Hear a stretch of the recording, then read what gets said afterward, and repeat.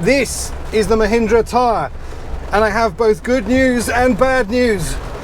But you're going to have to wait to the end of the film to find out what that is. Now, if you're looking at this car thinking it looks very familiar to another vehicle on sale in the market at the moment, then you're probably not mistaken, and you're probably not alone. It does look staggeringly like the Jeep Wrangler, and there's a very good reason for that. Years ago, I had a friend back in the UK who had a Mahindra Thar, and I remember thinking that looks an awful lot like a Willys Jeep. Well, actually, back in the 50s, Mahindra acquired the license to build Willys Jeeps, but called them Mahindras. And that is a family resemblance that has stuck over the years. So actually, there's a bit of a quandary here. Does the Mahindra Thar look like a Willys Jeep, or does the Willys Jeep and Jeep Wrangler look like the Mahindra Thar? Either way, I'm at the wheel of one, at Mahindra's SUV proving track about an hour out of Chennai in India. And I can say the early impressions are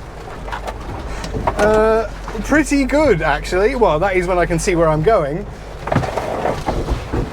I'm not actually sure where I'm going.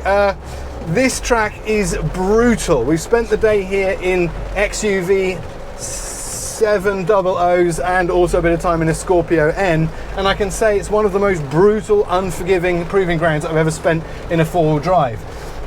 But this, much like the Jeep Wrangler, is Mahindra's all-road, all-terrain, off-road hero.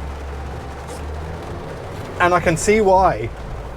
It is a very simple, tried and tested formula. In India, this car is available with two powertrains, a 2-litre petrol or a 2.2-litre turbo diesel, bolted to a choice of 6-speed auto or 6-speed manual gearboxes.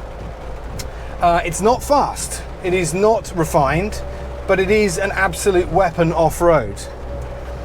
Also today, we have some of the most spectacular conditions and weather that India can throw at us during the wet season, and is living up to its name today. We've had torrential rain this afternoon, and some of the water crossings are now impassable by anything else in the Mahindra range, but not this. The Jeep Wrangler resemblance continues on the inside as well. Very utilitarian interior. These circular vents, the plastic finishes, the durable hose-out interior, all very familiar stuff. And I'm happy to say the performance is decidedly Jeep Wrangler as well. Oh my God, slippery conditions, manual gearbox, idiot at the wheel, and it is doing heroic things. Okay, moment of truth, a bit of serious descent. Oh my God. There's no complex systems to help me out here. It is just man and machine, or coward and machine. And I tell you what, it is not embarrassing me at all. Pretty much everything about this car is appealing to the off-road enthusiast, including the price. In India, this vehicle costs the equivalent of about 20,000 Australian dollars. And depending on the spec, you can spend up to about $30,000. So it's an absolute bargain as well. Probably the main reason that in its native country, the wait list for one of these is blown out to more than 5 years. So, should you be excited about this car? Well, that brings me back to where we started, the good and the bad news. Let's start with the bad news. Mahindra says there is absolutely no question this car is categorically not coming to Australia, nor is the version that we've seen flying around the proving ground today in camouflage. But let's come to the good news. You may have remembered a little concept that was shown not that long ago called the Thar E.